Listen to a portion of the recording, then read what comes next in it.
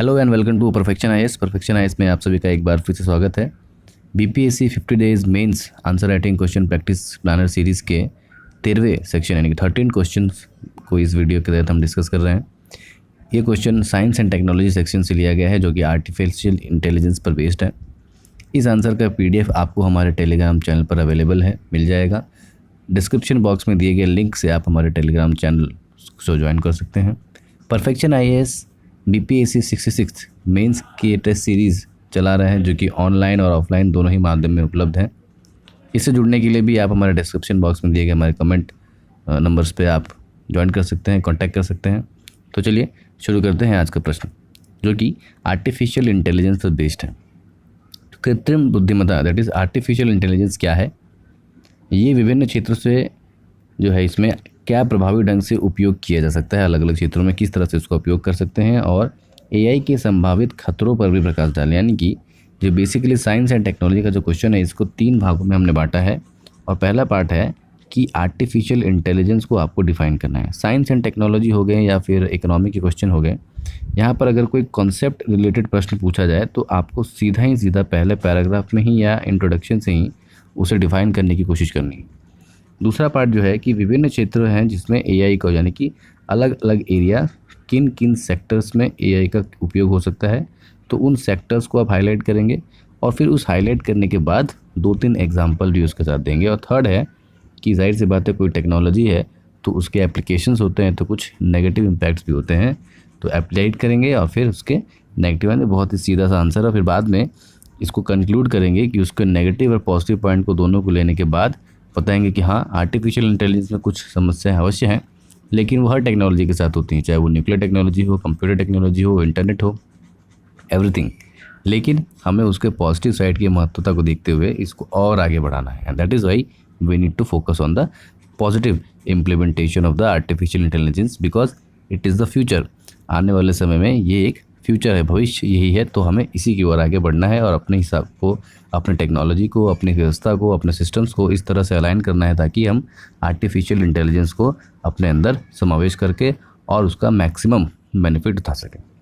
तो चलिए शुरू करते हैं कि आर्टिफिशियल इंटेलिजेंस कंप्यूटर विज्ञान की वो शाखा है जो कंप्यूटर से मानव की तरह व्यवहार करने के संबंध यानी कि एक इंटेलिजेंस, मानव में भी जो इंटेलिजेंस होती है that is based on the feeding of the data. ठीक है, हम जो भी डिसीजन लेते हैं, जो भी रचना करते हैं, जो भी हमारे विचार होते हैं, वो सब कुछ हमारे फीडबैक पे डिपेंड करता है। जब तक बचपन से लेकर आज तक आपने जो भी देखा, सुना, समझा, जाना, पढ़ा, उसके आधार पर हम डिसीजन लेते हैं या मानव डिसीजन लेता है और उसी के आधार पर कंप्यूटर में भी डेटा फीड कराया जाता है, स्टोर कराया जाता है। उस स्टोर्ड डेटा को एनालाइज करके इन्फरेंस करना, to take out the information from the store data is nothing but the artificial intelligence. इस तरह से आपको बताना है कि स्टोर किए गए फीडबैक डेटा को से यूज़ करके अगर कोई इन्फॉर्मेशन ली जाती है दैट इज़ आर्टिफिशियल इंटेलिजेंस। और ये जो है नीति आयोग का ये मानना है कि अगर हमने इसे लागू कर दिया और इसको लागू करने में अगर प्रबलता दिखाई तो 2035 तक हमारा जो GVA है यानी कि ग्रॉस वैल्यू एडिशन किसी भी सर्विसेज में, किसी भी सेक्टर में, अलग अलग जब मैन्युफैक्चरिंग हो या कंस्ट्रक्शन हो या डेवलपमेंट हो, सर्विस हो, हेल्थ हो, किसी भी सेक्टर में ग्रॉस वैल्यू एडिशन जो है वो 15% के आसपास ओवरऑल हम उसमें वैल्यू एडिशन कर सकते हैं अगर हमने इसे जल्दी से जल्दी अपना लिया, अपने सिस्टम को इस तरह से मूलभूत कर लिया।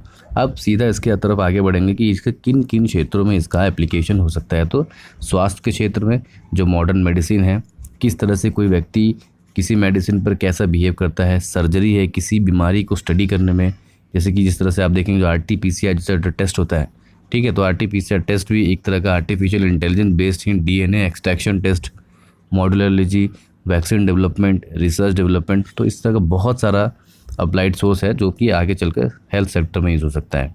शिक्षा के क्षेत्र में आर्टिफिशियल इंटेलिजेंस का यूज़ करके जो एक डाउट सॉल्विंग, रिसर्च, एनालिसिस, इस तरह की चीज़ें को यूज़ कर सकते हैं। एक वर्चुअल एजुकेशन मीडियम बना सकते हैं जो कि earning, learning and conceptualising and visualising का जो कॉन्सेप्ट है, कि ये जो कॉन्सेप्ट है कि जो चीज़ हम पढ़ते हैं उसका 10% याद रहता है और जो चीज़ हम देखते हैं उसका 20 से 30% हमें चिरकाल तक याद रहता है। तो सोचिए कि अगर पढ़े, लिखे और देखें तो कितना ज़्यादा हेल्पफुल हो सकता है। खासकर की जो टेक्नोलॉजी रिलेटेड चीज़ें हैं, डेमोन्स्ट्रेशन है, रोबोटिक्स है, साइंटिफिक डेवलपमेंट है, इन्वेंशंस है, केमिकल टेक्नोलॉजी, इन सारे चीज़ों को पढ़ाना, इस पर रिसर्च करना आर्टिफिशियल इंटेलिजेंस की मदद से काफ़ी आसान हो जाता है।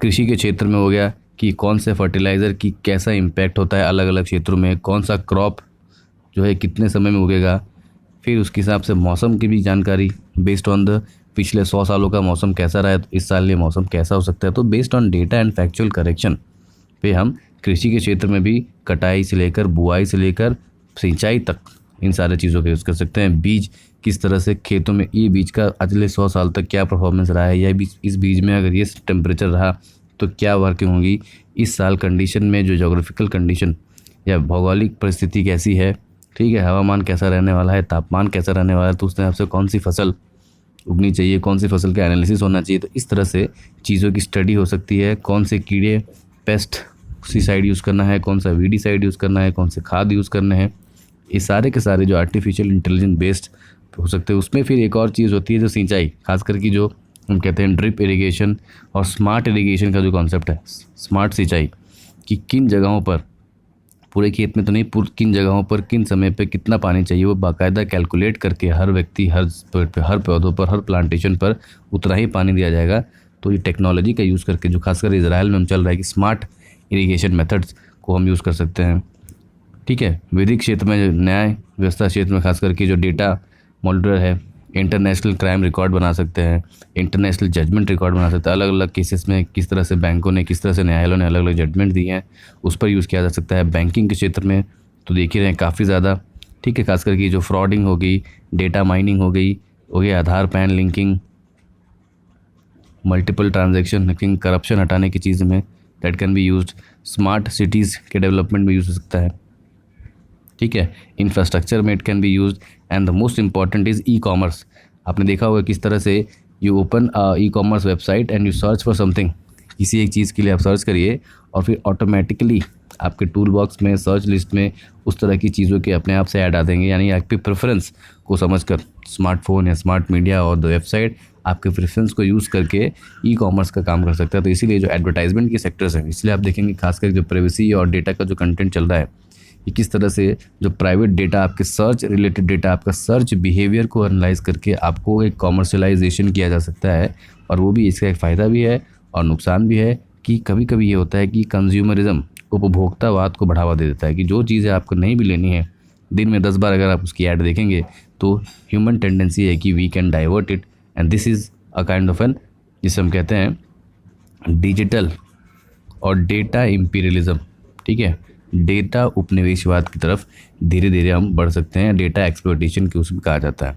साइबर सिक्योरिटी में आर्टिफिशियल इंटेलिजेंस का यूज़ किया जा सकता है। इवन साइबर सिक्योरिटी और साइबर हमलों दोनों तरफ, तो अगर साइबर अटैक करना है तो उसका नेगेटिव अप्रोच हो गया, पॉजिटिव अप्रोच हो गया साइबर सिक्योरिटी, ठीक है, multiple protection.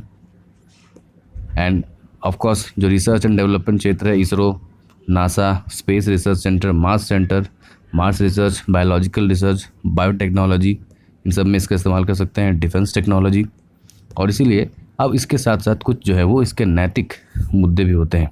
There are some ethical issues. और मुश्किल क्या है कि ए समानता, यानी कि आर्टिफिशियल इनइक्वालिटी। अब किसी देश या किसी टेक्नोलॉजी ने बहुत हद तक आर्टिफिशियल इंटेलिजेंस को विकसित कर लिया और किसी व्यक्ति में या किसी देश में या किसी कॉन्टिनेंट के किसी समूह में ये टेक्नोलॉजी विकसित नहीं हुई, तो वहाँ पर एक असमानता होगी और ये आगे चलकर कृत्रिम रूप ले सकती है। खास करके नैतिकता का जब इशू आता है तो डेटा फीड करते करते कभी ऐसा हो सकता है कि हम इस तरह का सिस्टम बना दें जो कभी ह्यूमन रेस को चैलेंज करे, और वो जो है वो नैतिक पूर्वाग्रह से ग्रसित हो सकते हैं। सांस्कृतिक संवेदनहीनता आ सकती है और संस्कृति पर ध्यान देने की एक इस तरह का डिजिटल कल्चर शुरू हो सकता है जहाँ पर ह्यूमन जो है वो अपने ब्रेन को यूज़ करना ही बंद कर दे और कम्प्लीटली रिलाई हो जाए आर्टिफिशियल इंटेलिजेंस पे। उसके अलावा और भी कुछ चीज़ें हैं जो उसका नेगेटिव पॉइंट में आप यूज़ कर सकते हैं। तो महंगा है, जाहिर सी बात है कि इसका रिसर्च टेक्नोलॉजी, इसके जो इक्विपमेंट्स लगते हैं, data feeding, computer working, 24 hours feeding, super computers लगते हैं, मल्टीपल प्रोसेसर्स, तो जो गरीब देश है उसको अफोर्ड नहीं कर पाते हैं। दूसरा, बेरोज़गारी, जो सेम समस्या है कि अगर आर्टिफिशियल इंटेलिजेंस आ जाएंगी तो जो रोज़गार क्षेत्र है, जो ह्यूमन इंटरफेरेंस है वर्क में, वो बिल्कुल ख़त्म हो जाएगा। जो खास करके रोबोटिक्स, डिज़ाइनिंग, मैन्युफैक्चरिंग, वर्क लेटिंग, कैरिंग, तो आप ये एस्टिमेट लगा जा रहा है कि ऑलमोस्ट 50-60% जो मैन्युफैक्चरिंग सेक्टर का जो वर्क है सेकेंडरी सेक्टर में वो कम हो जाएगा। लेकिन फिर इसका एक ऑल्टरनेटिव ये भी दिया जाता है कि जिस तरह से हम देख रहे थे कि जब कंप्यूटर लॉन्च हुआ था तो कंप्यूटर ने कहा था कि भाई ये जॉब खरीद लेंगे, खास करके राजीव गांधी के समय में जब कंप्यूटर लॉन्च हुआ तो काफ़ी इसका विरोध हुआ था कि भाई जॉब चली जाएगी, नौकरियां चली जाएंगी। लेकिन एक्चुअली में ऐसा हुआ नहीं। कंप्यूटर सेक्टर ने एक अलग से जॉब सेक्टर आईटी सर्विसेज को क्रिएट किया। तो हो सकता है कि आर्टिफिशियल इंटेलिजेंस अपने आप में एक जॉब प्रोवाइडिंग सेक्टर बन जाए।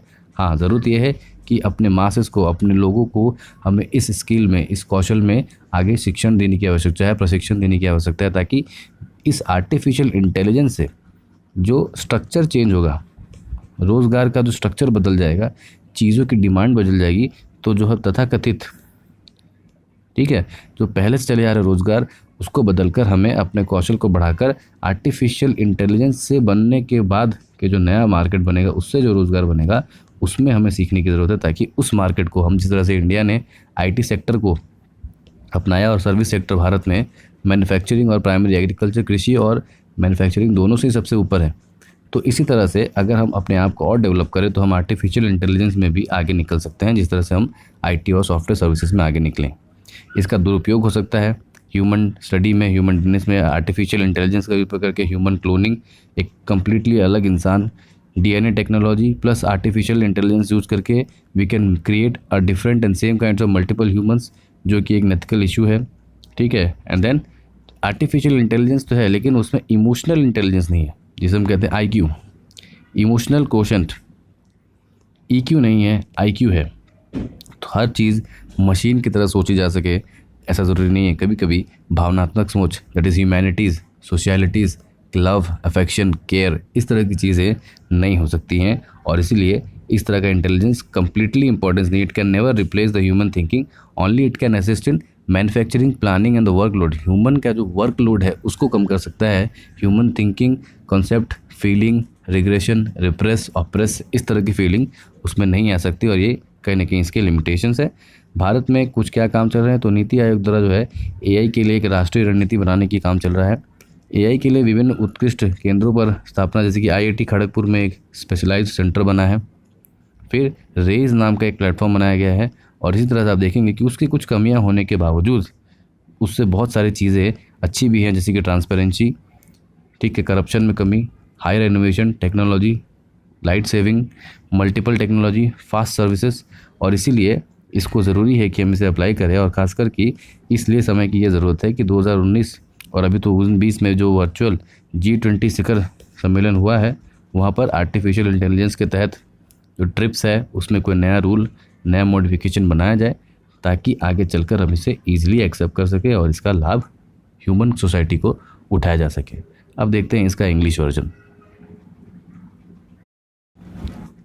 What is artificial intelligence and what are the different areas in which artificial intelligence can be used effectively? Discuss the potential threat of the artificial intelligence. The question is being divided into three basic parts, and the first part is you have to directly define the artificial intelligence, that is a complete single-handed definition. Second is, as usual, the application areas, and third is based on that application there might be some negative points, and then based on the calculator of the negative points as well as the positive point, you need to evaluate and give a balanced conclusion that should be in the favor of a development of artificial intelligence, but keeping also a check on the excessive use in the society. So we'll have to first define it. So we're defining it. Artificial intelligence is nothing, it is a branch of computer science that is concerned with making a human-like behavior in a brain, and that is based on feeding of the data. The more you feed the data, the more you feed the behavior of a person. So as much of data has been fed, based on that data which has been fed, these are analyzed, inference. So there is a technical word called inference, and inference is made based on that data. This inference is making the decision making. As a human, what we take, what decisions we make, how we feel, how we react is nothing but it is a culmination of all the data we have, all the knowledge we have, all the experience we have, and our reactions, our decision making is based on this. Similarly, the computer works on the same program.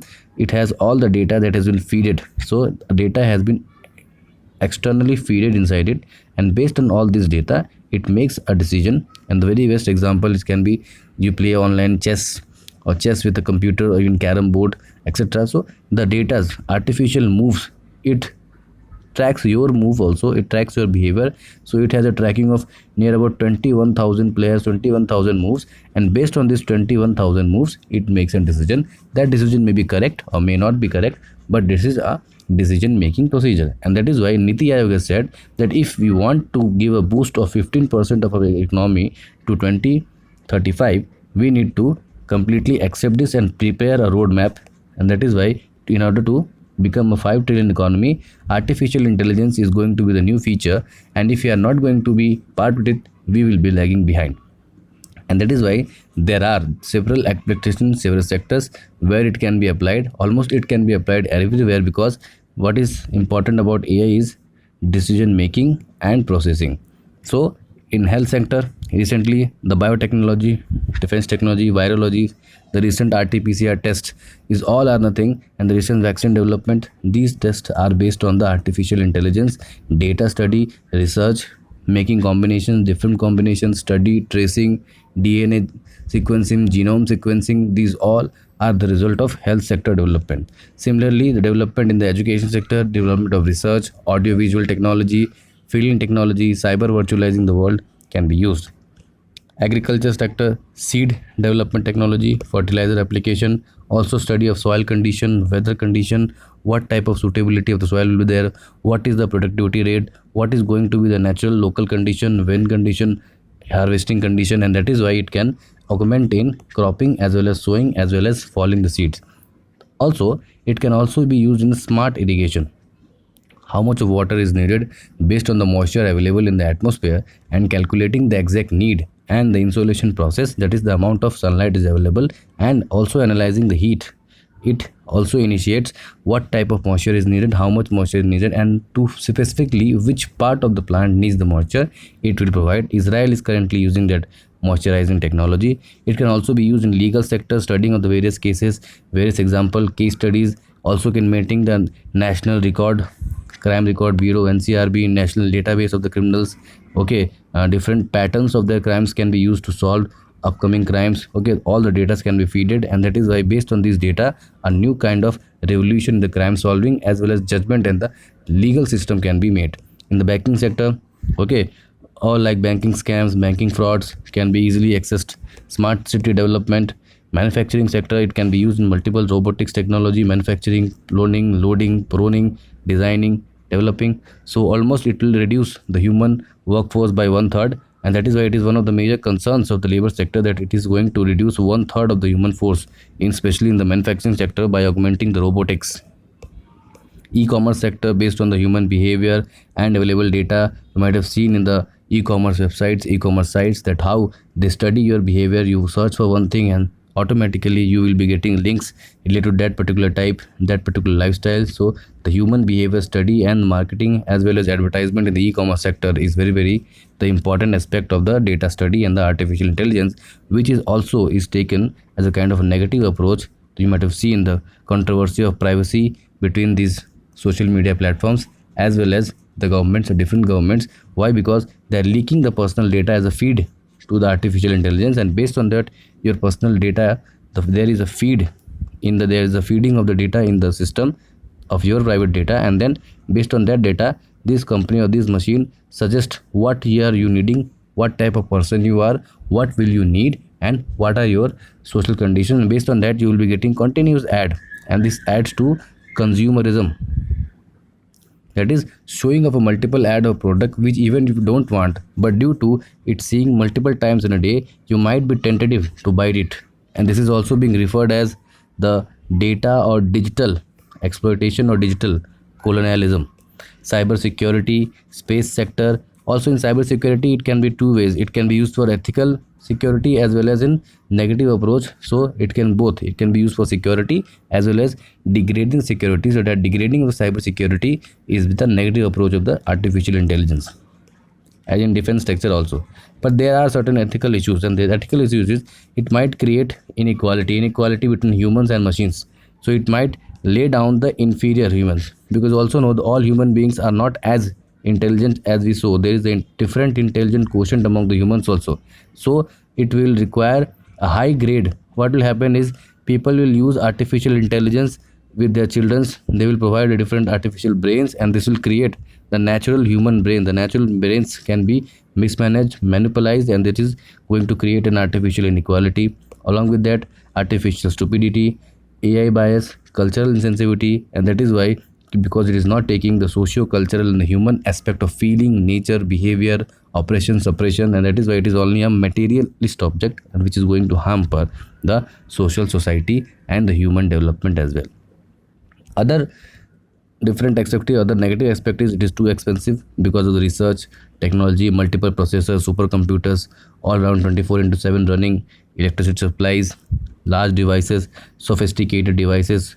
Okay, and all these devices need to be kept at a very smooth temperature of only 24 degrees Celsius. So in order to maintain such temperature, we need to provide some extra air conditions, cooling, which is also leading to a global warming conditions. So it is not only expensive, but it's also harmful if it is not used sustainably. It is going to harm the local climate change and the greenhouse effect. Unemployment, as we saw, 1/3 of the humans job will be outplaced by the artificial intelligence if applied properly. But at the same time, artificial intelligence will also create a different sectors, just like the computers have created a different jobs and different sectors of the job in the 90s. Similarly, AI is going to create, but what we need is to train our population, to skill the population in the artificial intelligence to get the maximum benefit of the employment. It can be misused in different ways, threatening data analyzing, okay, surveillance, stalking, etc. Lack of emotional intelligence may make it more material, may make persons a materialized person and a dystopian future. So what are the present steps? Why regarding the AI is taken by the government? So the Niti Aayog is making a strategy for this. There is a race platform. Responsibility for AI and social empowerment has been done, and a specialized unit for research has been done in IIT Kharagpur. And that is why, despite of its different threats and challenges, AI is going to the future of the world. And what we need to train our population in this technology, even though there are some challenges, but challenges and negative points is with all the technology, be it internet, technology, computers, any other things. Negative aspect of science is also the equal to the positive aspect, but what we need is we need good humans to focus on the positive aspect. So at the same time, when we are developing the artificial intelligence, we should also be eager to develop the moral and ethical values in humans, so that this intelligence can be used in a proper and well direction. So this was all for today's video. We'll see you in the next video. Till then, stay home, stay safe, and take care.